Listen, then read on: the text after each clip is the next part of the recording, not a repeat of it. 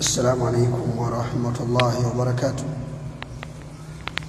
الحمد لله رب العالمين الرحمن الرحيم مالك يوم الدين، والصلاة والسلام على أشرف الأنبياء والمرسلين نبينا محمد صلى الله عليه وآله وسلم. أما بعد، katika iman, baada ya kutekeleza ibada ya swala ya dhuhuri, na hii ni kawaida yetu na ni ada yetu kukumbushana mawili matatu kwa mambo ambayo ni yenye kufungamana na dini yetu, na tunazungumzia mambo yenye kufungamana na imani, mambo yenye kufungamana na Uislamu. Tunazungumzia mambo ambayo ni yenye kuharibu Uislamu, mambo ambayo ni yenye kuharibu imani ya mtu. Na katika siku ya jana tulimalizia kuzungumza aina ya pili ya hirizi, jambo ambalo limeenea kwa wengi katika watu, tukaona hukumu yake. Na leo insha Allah taala tutakuwa na nukta nyingine katika miongoni mwa nukta ambazo zinaweza kupelekea mtu kuharibu Uislamu wake au kupunguza imani yake. Tutazungumzia ziyaratul quburi, kwenda kutembelea makaburi. Mtu anaweza kujiuliza, mambo ya kumtoa mtu katika Uislamu, mambo ya kumtoa mtu katika imani yana mafungamano gani na kwenda kutembelea makaburi? Kwani kutembelea makaburi ni tatizo? Tutaona ndani ya kalima yetu hii fupi kwa kadri ya muda wetu. Tufahamu ya kwamba laqad intashara baina an-nas qabla ba'thati ar-rasuli, ilienea kwa watu kabla ya kuja mtume sallallahu alaihi wasallam, dua ghairi Allah. Kabla ya kuja mtume sallallahu alaihi wasallam, watu walikuwa wakimuomba mwingine asiyekuwa Allah, min al-awthani, katika masanamu, wal ashjari, na miti, wa ghairiha, na vinginevyo visivyokuwa hivyo. Ilikuwa watu wanaviomba lijalabi nafi, kwa lengo la kupata manufaa, au dafi'i dur, au kwa lengo la kuondosha madhara. Kabla ya kuja kwa mtume sallallahu alaihi wasallam, ilikuwa haya ni mambo ambayo yamezoeleka, watu kuomba masanamu, kuomba miti kwenye mapango na sehemu mbalimbali, kwa lengo ya kutafuta manufaa, lakini pia kujizuilia matatizo na mabalaa. Walidha, na kwa ajili hiyo, fa inna ar-rasul sallallahu alaihi wasallam, hakika ya mtume sallallahu alaihi wasallam, hakika amepupia na akafanya juhudi katika kuuziba mlango huu na kuuzuia. Mlango gani? Mlango wa kwenda kumuomba mwingine si kwa Allah katika masanamu na miti na vinginevyo visiokuwa hivyo, kwa lengo la kutaka manufaa ama kujizuilia na matatizo na mabalaa. Mtume sallallahu alaihi wasallam alipambana katika hali ya kuzuia hali hiyo, na hiyo ndio kazi ya manabii na mitume. Manabii na mitume wanatumwa kwa lengo la kuyafanya hayo, kuzuia watu wasimuombe mwingine asiyekuwa Allah, watu wamuombe Allah, watu wamuelekee Allah. Kwa hiyo Mtume sallallahu alaihi wasallam akawa ni mwenye kupambania hilo, kwa sababu ni jambo ambalo watu linaweza likawaingiza kwenye ushirikina, wakaichukua ibada ya Allah na kuihusisha na mwingine asiyekuwa Allah, wakawa ni wenye kuwa katika hali ya kutoka kwenye radhi za Allah tabaraka wa taala. Hivyo basi mwanzoni kabisa mwa Uislamu Mtume sallallahu alaihi wasallam fanaha an-nasa an ziyarati al-qubur. Mtume aliwazuia watu sallallahu alaihi wasallam, aliwazuia watu wasiende kutembelea makaburi, kwa sababu kabla ya kuja yeye ilikuwa watu wanakwenda kuwaomba watu waliokufa, masanamu yale pamoja na miti na vinginevyo. Kwa hiyo Mtume sallallahu alaihi wasallam akazuia hilo jambo, watu ambao hakuna kwenda kutembelea makaburi, hakuna ruksa ya kwenda makaburini, likaila takuna dhari'a liduaihim, ili usije ukapatikana kuwa ni chimbuko na chanzo cha watu kuanza kuwaomba watu waliokufa kwa sababu ya imani zao na mazoea yao walivyozoea. Kwa hiyo Mtume sallallahu alaihi wasallam akazuia kwamba hakuna ruhusa ya kwenda kutembelea makaburi. Watu wasije wakaanza kuwaomba hao watu waliozikwa badala ya Allah tabaraka wa taala, na kuipeleka ibada kwa mwingine si kwa Allah subhanahu wa taala, mpaka pale ambapo kwamba zitakapokuwa zile itikadi za watu ambazo wanafundishwa na Uislamu zimekamilika, ziko vizuri, kwa sababu watu kanu ala ahdi al-Islam, walikuwa mwanzoni mwa Uislamu. Kwa maana hiyo basi mambo mengi hawajui ya kiimani na kiitikadi. Kwa hiyo Mtume sallallahu alaihi wasallam akawazuia kusema hakuna kwenda kutembelea makaburi, ili waweze kujengwa katika misingi ya dini na imani, isije ikawa wao kwenda makaburini ikawa ni sababu tena wakaanza kuwaomba wale. Hivyo basi watakhallasu min adrani shirk faadhana lahum fi ziyarati, pale ambapo Mtume sallallahu alaihi wasallam alipohakiki na akajiridhisha kwamba sasa tauhidi imeshaeleweka, imani imeshaeleweka, malengo yameshaeleweka, hata wakienda kutembelea hawa makaburi hawawezi kuingia kwenye shirki, kwa sababu tayari ameshawapa mafunzo ya kutosha. Mtume sallallahu alaihi wasallam fa'adhana lahum bi ziyarati al-quburi ba'da dhalika. Baada ya hapo Mtume sallallahu alaihi wasallam akawaruhusu haya, sasa ni ruksa, nendeni, kama ilivyokuja katika hadithi ambayo rawahu Muslim wa Tirmidhi, kuntu nahaitukum an ziyarati al-quburi. Mtume anasema sallallahu alaihi wasallam, nilikuwa mimi nikiwakatazeni nyinyi kwenda kuyatembelea makaburi, nilikuwa nawakataza, hadithi ndefu, lakini mwisho akasema fazuruha, sasa basi nendeni mkayatembelee makaburi, fa innaha tudhakiru al-akhirah, hakika makaburini kwenda kutembelea makaburi kuna kupelekeeni kuikumbuka akhira, kuikumbuka akhira. Kwa hivyo Mtume sallallahu alaihi wasallam akawa ni mwenye kuwatembelea watu waliozikwa makaburini, kwenda kuwaombea dua na kuwatolea salamu, ambao ilikuwa ni makaburi sehemu maalum al-Baqi', ambako hapa ndipo walikuwa ni sehemu ambayo walizikwa Waislamu. Kwa hiyo hili ni jambo ambalo lilikuwa lilikatazwa, lakini sasa limeruhusiwa. Hal istihbabu ziyarati al-quburi khasa birijali, je, jambo la kwenda kutembelea makaburi hili ni jambo linapendeza tu ni kwa wanaume au kwa wanawake pia?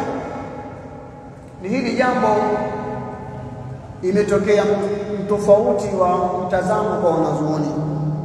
Laqad ikhtalafa ahlul ilm, wanazuoni wamekhtalifiana fi jawazi ziyarati al-qubur lin-nisa, kufaa kutembelea makaburi kwa wanawake. Wasahihu, na iliyokuwa sahihi alman'u ni kuzuiwa, wanawake hawaruhusiwi kwenda kutembelea makaburini. Alman'u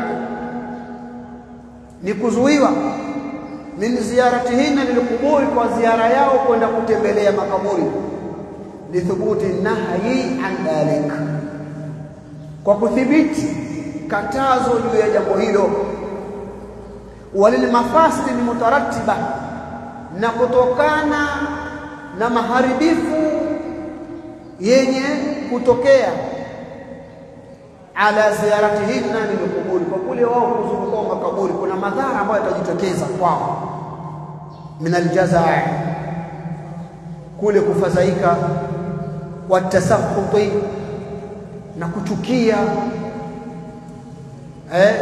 na kuomboleza, na vilio vitaamka hapo tena, vilio vingine vitatokea, wanahau na mfanowe, bisababi dha'fihinna, kwa sababu ya unyonge wao ama udhaifu wao, wa mimma yadullu ala man'i nisai, na kwa yale ambayo kwamba yenye kuonyesha na kujulisha juu ya katazo la wanawake min ziyarati alquburi,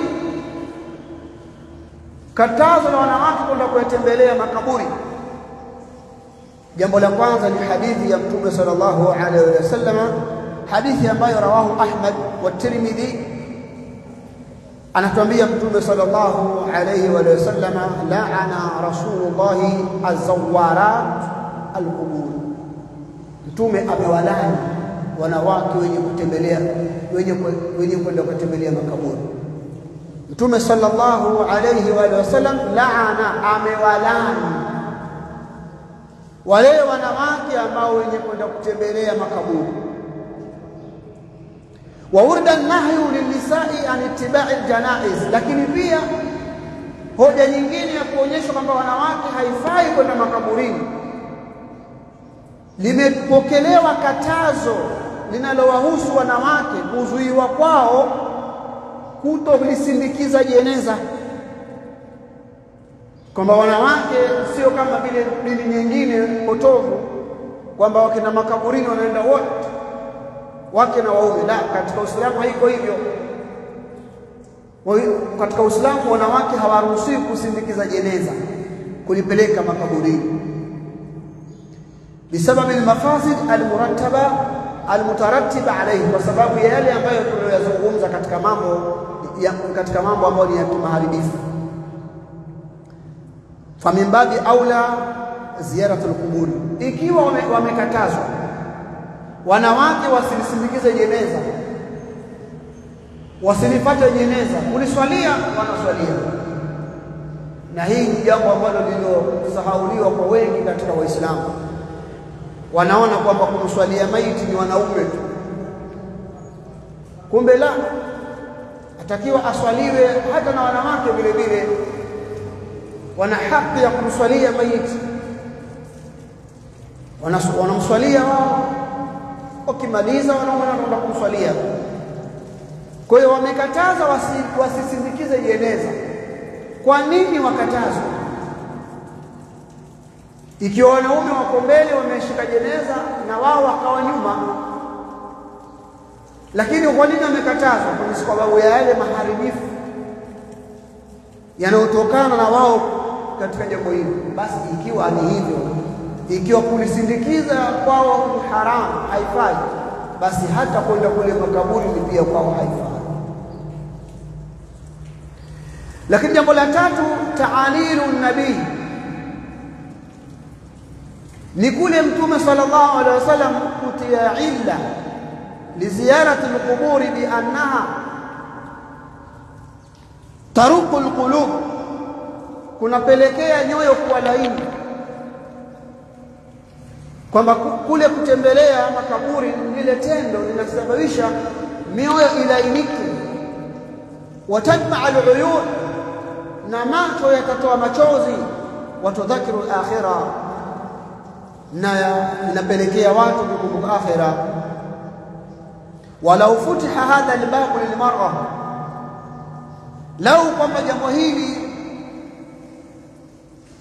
litatufunguliwa kwa wanawake, la kharajaha ila an-nadb, waniyaha waljazaa, litawapelekea kwenye kufadhaika, huzuni, kuomboleza. Badala ya kuwakumbusha akhira, wao itakuwa wanakumbuka uchungu wa maiti, wanaanza kulia na kulizana. Na sisi ni mashahidi, ikiwa jeneza linatolewa kwenye nyumba, wanaolia ni kina nani?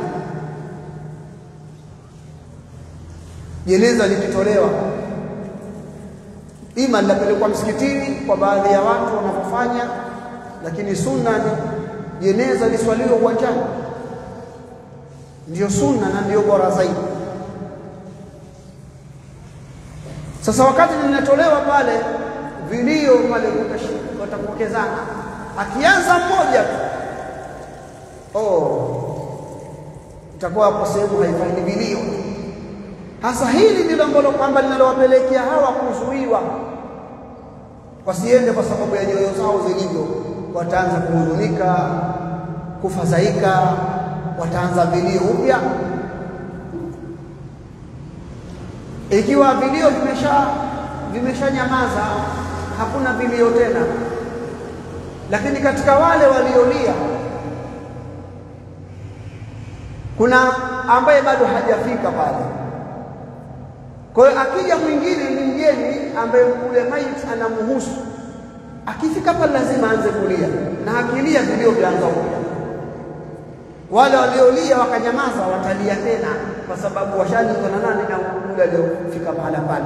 Kwa hiyo hii ni katika ila ambazo zinazopelekea hawa kukatazwa kwenda, kama ambavyo wanapokatazwa kulisindikiza. Kwa hiyo ni jambo ambalo maulama wanamtizamo, lakini ndio kwa mtizamo sahihi na wasawa ni huu, kwa sababu wanastadili na hoja ya mama Aisha kwenda kwenye kaburi, kwa sababu Mtume sallallahu alaihi wasallam hakuzikwa Baqi', alizikwa kwenye nyumba yake, alizikwa kwenye nyumba yake. Kwa hiyo wakati mwingine alikuwa mama Aisha anaingia pale. Sasa hoja wakasema kama ni hivyo, mbona mama Aisha alikuwa akiingia na sehemu ambayo ni hoja ambazo maulama wamejibu, kwa sababu katazo liko wazi. Katazo la Mtume lipo. Kwa hiyo iliyokuwa sawa na iliyokuwa na nguvu ni kwamba haifai wanawake wasiende makaburini.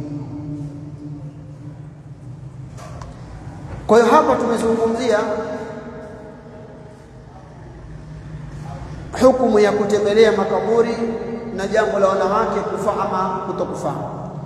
Illa mashru'iyya ziyatul qubur, sababu inapelekea iwekwe sheria ya watu kwenda kutembelea makaburi, na tutajua ni kwa nini kutembelea makaburi, na pia ni katika vitu ambavyo vinaweza kuwatoa watu katika Uislamu ama kuwapunguzia imani yao na kuwaingiza katika ushirikina.